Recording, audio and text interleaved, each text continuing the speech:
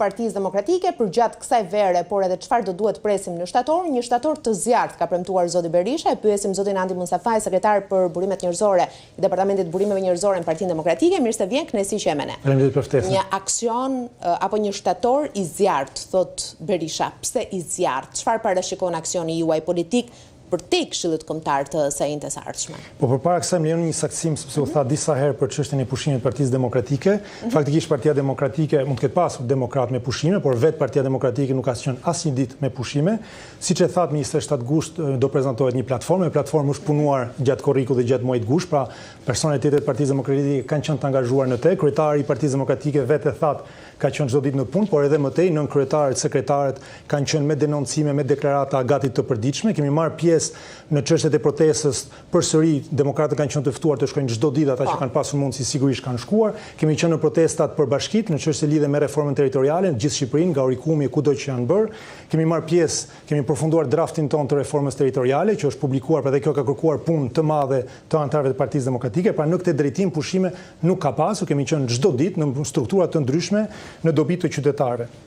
Përsa i përket shtatori sigurisht vjen si përshkallëzim i gjithë kësaj pune, nuk kuptohet i zjarrt sepse Partia Demokratike në dinamikën e saj është një dinamikë pozitive ndryshuese, e cila çliron energji që priten të vinë gjithmonë në rritje.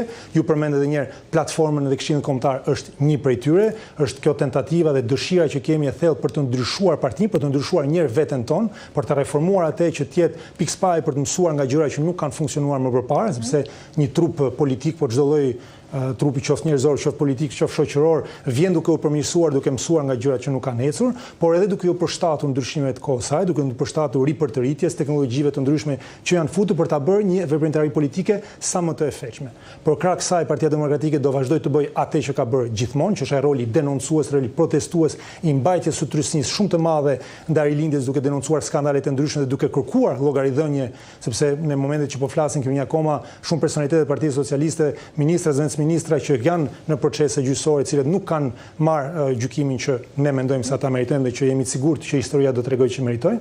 Pra në këtë drejtim ne do kemi një veprimtari të disa shkallë të ndryshme në përshkallëzim në frymën e ripërtëritjes që ka nisur. Po, por disa janë reformat më të rëndësishme për cilat edhe qytetarët presin reagim nga ana e qytetarëve.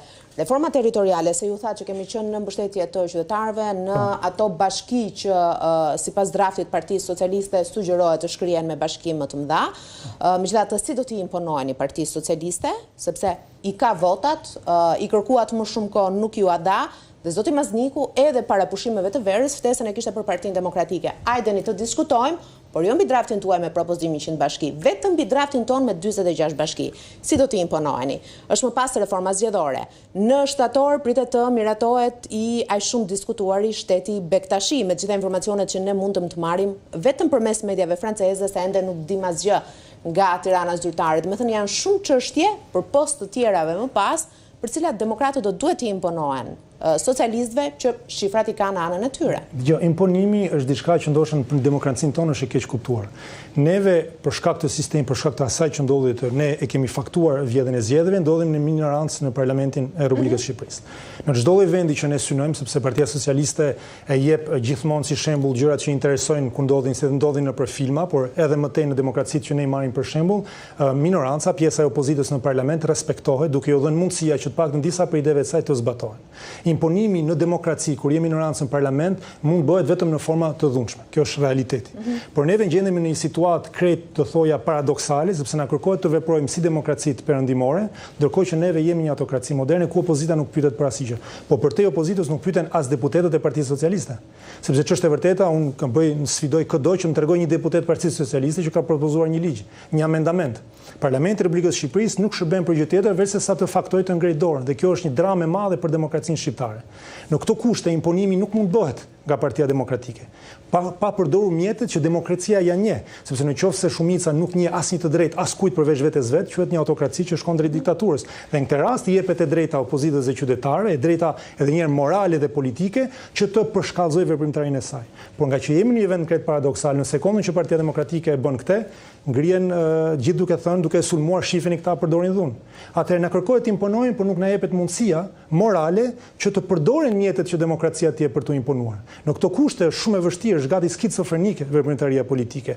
Por me shpresën duke vazhduar mbajtur trysninë që mbajmë në parlament, duke munduar që të thymë rrethimin ndërkombëtar që kemi bërë, që të jenë më të informuar bashkia ndërkombëtare se çfarë ndodh në Shqipëri, duke marrë meri për të rritjen e Partisë Demokratike, duke rigjetur një rol të ri të anëtarit të saj, duke mbështetur protestat qytetare, pavarësisht se disa prej personave në ta janë kundër nesh. Unë besoj se ne tregojmë shembullin për të ndjekur që kjo trysni në një formë apo një tjetër të ndryshojë dhe të rritet. Jo, kur pyeta për imponimin, e kisha fjalën për duke shfrytzuar edhe momentin që vendi po kalon me protestën që ka 85 ditë në bulevard përpara zyrës së Ramës dhe nëse vazhdoni të njëjtën linjë, Partia Demokratike bën rezistencë në institucione, në parlament dhe qytetarët në rrugë. Po ne kemi bërë dhe do e bëjmë edhe një, neve kemi thënë që nuk do futemi në parlament, pa u marrë miratimi i ligjeve për që kërkojnë nga protesta. Pra mbështetja jonë e protestës gjendet në institucione, sepse është themelore që qytetarët ta kuptojnë që me ndryshimin e ligjeve ndryshojnë gjërat në Shqipëri dhe sikur rruga të fitoj bejtejën e saj morale, ata duhet të transformohen. Ka nevojë për përfaqësuesit politik, jo për ne si Partinë Demokratike, sepse edhe një herë ne dëshirojmë që qytetarët kenë mundësi të votojnë të lirë për çdo. Pra zmadhimi i kauzave të tyre bëhet në parlament. Pra ne do vazhdojmë mbështetjen që bëjmë atyre. Kemi dhënë mbështetjen që 5 propozimet e tyre të shkojnë të tilla. Ne kemi çuar të tilla në parlament. Kjo është mbështetja që bëjmë. Ne kemi thënë gjithë anëtarëve tanë që mos të konfliktojnë në asnjë moment pavarësisht provokimeve që mund bëjnë dhe të mbështesin protestën. Dhe më lejonin këtë pikë shumë e rëndësishme. Neve po tregojmë një dëshmëri në kauzën që mbrojmë, sepse Edi Rama nuk është i mirë apo i keq në varësi të kush proteston kundër tij.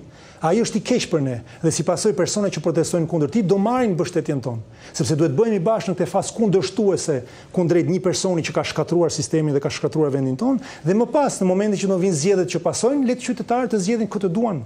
Kjo është ndeshmëria e kauzës tonë. Pavarësisht çdo gjëje ne jemi në mbështetje të protestës, me shpresën sigurisht që ajo do përshkallëzohet, por duhet ta kuptojmë që gjithë qytetarët shqiptarë që në një demokraci normale, sepse nuk jemi në një demokraci normale, por ne kërkojmë të jemi e tillë. Në një vend normal, një parti politike nuk është ajo përgjegjësia për mbarjen e gjitha protestave. Ato e bëjnë trupat e ndërmjetëm, e bëjnë shoqëria civile, e bëjnë sindikatat, e bëjnë qytetarët që mbrojnë kauzat e tyre. Por nga që ky grupim në Shqipëri nuk ka funksionuar deri më sot, kjo është hera e parë vërtet, ka qenë hera e parë më saktësisht ka qenë për armët kimike dhe hera e dytë është tani, nga që nuk kanë funksionuar trupat e ndërmjetëm, Partia Demokratike ka pasur për detyrim të dalë përtej rolit të saj natyral dhe të protestojë në mënyrë të vazhdueshme që ta mbajtë trysni, pa cilën nuk do ekzistonte trysnia ndaj qeverisë. Dhe po jo, kur thoni të shkojmë në zgjedhjet e vitit të ardhshëm dhe pastaj qytetarët të zgjedhin këtë duan, duket sikur keni hequr dorë nga optimizmi për mbajtjen e zgjedhjeve. Nuk e thash për zgjedhjen për vitet e tjera, thash për zgjedhjet e përgjithshme, nëse Edi Rama jep dorëheqjen. Edhe një herë, ai mund të shtyhet nga rruga të japi dorëheqjen për shkak të protestave masive. Kjo është diçka edhe një herë e njohur si mekanizëm, se protesta është një mjet, nuk është qëllim në vetvete. Mjeti i protestës sot është arrihet në dorëheqjen e Edi Ramës. Por edhe nëse ai jep dorëheqjen, do ketë drejt të kandidojë përsëri, ose vetë ose nëpërmjet përfaqësuesve të partisë vet. Keni shpresë realisht Mustafaj që Rama jep dorëheqjen pas kësaj proteste, pas presionit vazhdueshëm? Autokratët njohin vetëm raportet e forcës. E kam thënë në disa shkrime dhe them kudo sepse protestuesit duhet ta dëgjojnë dhe ta kuptojnë qartë. Një qeveri, dhe për më shumë një qeveri autokratike, ndryshon vetëm kur është e detyruar të ndryshojë. Nuk ndryshon kur e ka mundësinë. Nëse asaj i let mundësia të ndryshojë, ajo do e bëjë gjithmonë në favorin e vet. Vetëm rritja e trysnisë, rritja e raportit të forcës, detyrimi që mos ketë një rrugë tjetër për të ndryshuar e bën atë që ndryshoj, sepse në fundit Edi Rama thotë, kam bashkitë, kam parlamentin, pse duhet të ndryshoj?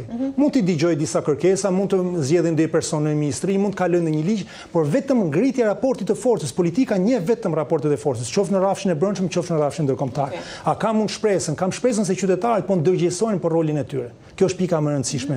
Nuk duhet qytetarët protestojnë as për Partinë Demokratike, as për ndonjë parti tjetër, duhet të protestojnë vetëm për veten e tyre. Ditën kur qytetarët shqiptar do kuptojnë që gjërat që ata kanë për zemër janë më të rëndësishme se çdo gjë tjetër, do ketë hecur demokracia shqiptare, sepse më pas edhe kështu do mbajnë trysnim mbi partitë politike.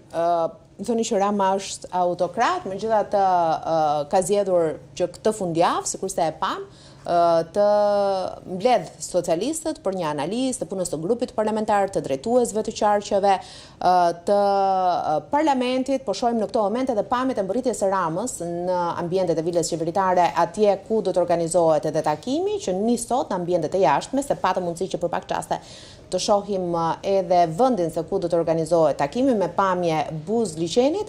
Nëse Rama është autokrat dhe vendos gjithçka vet, pse i duhet të bëjë një ritrit, të mbledh deputetët, të mbledh grupin, të mbledh drejtuesit e partisë, drejtuesit në qarqe, të skanoj punën e ministrave përpara nisjes së sezonit të ri. Dhe mendoni ju se do të ketë ndryshime në qeverisi për t'i paraprirë protestave të opozitës dhe të protestuesve në shtator për të thënë që ja, Partia Socialiste vjen me një format të ri, me një frym të re, me emra të rinj, me ministra ndoshta më shumë teknik nga sa ka aktualisht politik, me thënë po mundohet Rama t'i jap PS-s dhe qeverisë së tij një fytyrë të re në këtë nisje të sezonit politik? Atëherë, fakti që Rama është autokrat nuk është mendimi personal në kuptimin që unë e nxjerr si konkluzion të analizave që bëj. Në Shqipëri ne jemi një autokraci moderne, sepse nuk ekziston ndjenja e lirisë, por aty ku liria vlen për të formësuar mendimin politik, ajo zhduket.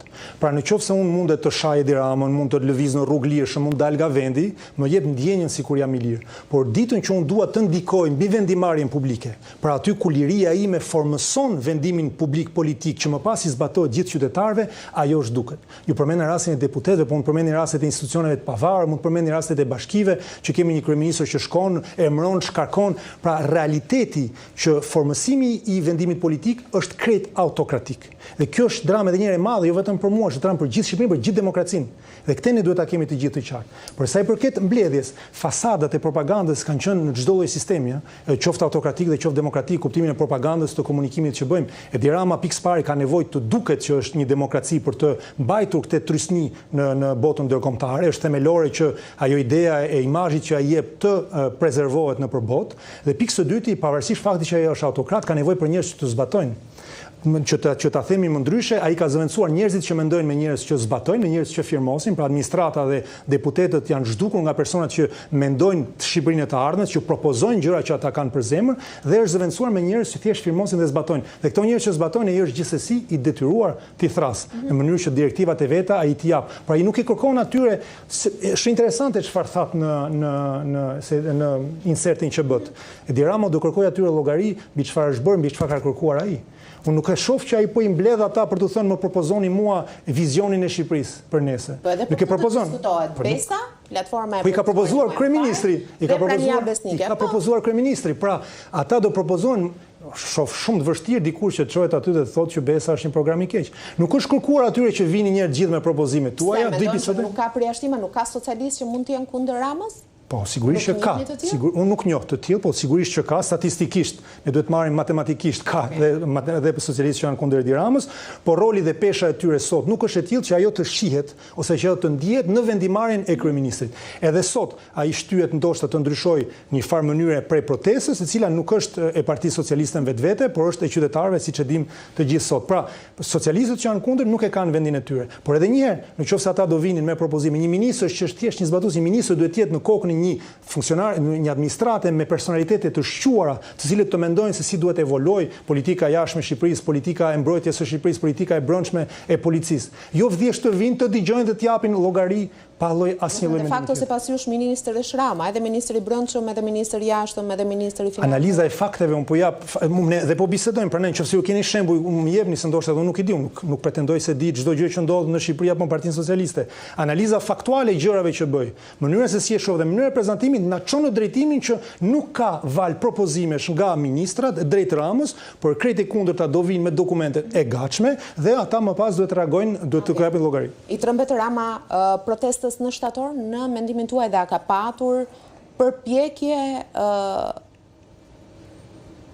për ta tkurrur protestën, për ta shpërndarë atë, për ta përçarë atë, që shtatori Ramën në zyrën e tij në kryeministri ta kthejë të qetë. Po, në përgjithësi nuk kam informacione të tilla dhe nuk duhet bisedoj për gjëra që nuk i di. Në përgjithësi mund të themi që në Shqipëri njerëzit i përjashtojnë njëri tjetrin në mënyrë të vazhdueshme. Dhe i kemi thënë dhe që në fillim sa protestën, nëse duhet bëhemi bashkë kundër diçka, nuk duhet përjashtohet askund, askush.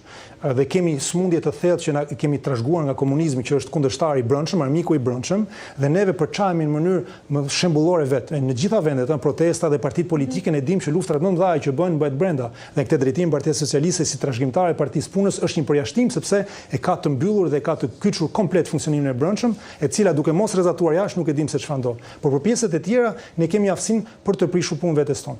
Ajo që kemi thënë ne është që sot kemi një mos të përbashkët që jemi të gjithë dakord. Jemi të gjithë kundër Edi Ramës në atë protestë. Një pjesë e kësaj proteste është edhe kundër partisë sonë, një pjesë kundër një partie tjetër. Por i vetmi emërues i përbashkët i 100% të protestuesve është Edi Rama dhe vetmi gjë që bin dakord 100% e protestuesve është që ai duhet të ndërhiqet në mënyrë që të ketë zgjedhje të lira dhe të parakoshme dhe të lira në vendin tonë. Atëherë mund të përqendrohemi tek ky qëllim i përbashkët. Dhe më pas, siç e thash, nëse do vinë zgjedhje njerëzit të ndahen dhe të propozojnë alternativën e tyre qytetarëve shqiptar. Dhe për sa kohë ne do shpërndahemi dhe për sa kohë nuk do e kuptojmë që ky emërues i përbashkët këtë kërkon kohën, sepse koha është në forcën e tij. Administrata, deputetët, kryeministri vazhdojnë të marrin të gjithë rrogën e tyre, ndërkohë që protestuesit dalin nga koha e tyre e lirë. Dhe këtë e din shumë mirë regjimi. E din që koha është avantazhi i saj, lodhja është avantazhi i saj, përplasjet e brendshme është avantazhi i saj. Dhe këtë drejtim do thoya që në një farë mënyrë nuk ka fare nevojë të shkojë deri atje, ta përçaj protestën, sepse logjikisht do e di që mund vinë në përçarje vetveti ose lodhje me kohën. Okej, dua t'ju pyes për një moment se dikur demokratët bënin edhe ironi me faktin që Rama kërkonte nga të tjerë të ishin sa më aktiv në rrjetet sociale. Tashmë këtë kërkoni edhe vetë përmes platformës së re, monitorim angazhimit në rrjete, shpërndani mesazhet, një platformë që do të monitorojë aktivitetin në media sociale të gjithë zyrtarëve të Partisë Demokratike, do të ketë edhe një sistem pikëzimi. Ma thjesht të zopak. Po, nuk e di ku keni marrë këtë informacion, për shembull, është interesant. Unë punoj ke grupi punës, jam ke grupi punës i platformës. Po ju pyes edhe një grup pune, po jo, sepse në përgjithësi e shohim që dalin copza, të cilat janë mjeti. Një platformë njëherë ndërtohet në radhë të parë për të zgjidhur një problematikë. Edhe neve, nëse duam të bëjmë gjërat e mbara, nisemi nga një parim, nga një problematikë që kemi ose nga një dëshirë që kemi për ndryshuar diçka. Problematika që ne kemi në përgjithësi është që kemi një vështirësi të zbritjes në mënyrë kapilare të mesazhit të zotit Berisha, të qendrës, nga qendra deri në terren tek militanti. Kjo krijon keq kuptime sepse militanti duke mos e marr mesazhin politik ose duke mos pasur pedagogjinë e mesazhit, nuk e kupton veprimtarinë dhe nuk është i aftë për shkak të kësaj mungese të jetë i efektshëm në terren. Më të marrim rastin me se jemi ke protesta. Ne nuk shkuam në parlament sepse kushtozuam me mbështetjen e ligjeve të protestës. Një pjesë e mediave dhe një pjesë e rrjeteve sociale thanë që kemi bojkotuar parlamentin. Këtu kriju një ngërç. Ne nuk e kishim bojkotuar, ishim në mbështetje të protestës. Por për shkak të mosrënje, moszbritjes siç duhet, për shkak se mungojnë disa mjete ose edhe kulturë politike të mesazhit politik, kjo krijoi keqkuptime ke baza jonë, e cila nuk po ditë më se si të sillej dhe se si të mbronte veprimtarinë politike të qendrës. Kjo është problematika. Po sistemi pikëzimit? Problematika e parë është zbritja e mesazhit. Problematika e dytë është angazhimi modern, do thoja, ose ndryshe i personave të zgjedhur në kuadër të ripërtëritjes. Kemi një dinamik të re me persona që kanë potencial politik, se dëgjoj shpesh që thuhet ka disa kritika që mund të jenë njerëz pa peshë politike, në një farë mënyrë kanë të drejtë, por që ti të bësh me peshë, duhet të kesh mundësinë ta tregosh aftësinë tënde. Pra, pa pasur peshën, kanë potencialin politik për ta kthyer më pas në peshë politike. Problematika e dytë është se si pra ne do ndryshojmë, që mos të bëjmë gabime që mund të jenë bërë ose që mund t'i përshtatemi nevojave të kohës, që personat e dalin nga ripërtëritja në poste drejtuese të kenë një veprimtari të efektshme. Dhe kjo e gjitha bashkë nuk kuptohet brenda konceptit të përgjithshëm, e cili është vendosja e antarit në epiqendër të strategjisë sonë. Antarët e një partie në opozit janë lodhur shumë me protestat. Është diçka faktike, ata janë detyruar të bëjnë protesta për çdo gjë, sepse në momentin që Partia Demokratike nuk dilte njëherë në protestë, dilshim janë të shitur. Ndërkohë që faktikisht, statistikisht është e pamundur të protestosh për çdo padrejtësi që bëhet. Prandaj neve përpos rolit që ata kanë pas të mbajtjes të pishtarëve të demokracisë në këtë rast, duhet që të ripërkufizojmë rolin e tyre në mënyrë që ata të jenë më të efektshëm edhe një që të kenë rëndësinë, të njihet rëndësia që ata kanë vërtet, jo vetëm rëndësia e drejtuesve të ndërmjetëm apo të lartë, por edhe rëndësia e antarit të Partisë Demokratike, e cila të dalë nga ky rol i protestuesit, po të bëhet vërtet motor për Partinë Demokratike në sukseset e saj. Dakor, do shohim një PD të zjarrt, me sa duket në shtator, se nuk do të mungojnë edhe lajmet dhe problemet me cilat do të duhet flisnin në emër të qytetarëve. Faleminderit shumë zoti Mustafa. Faleminderit për ftesën.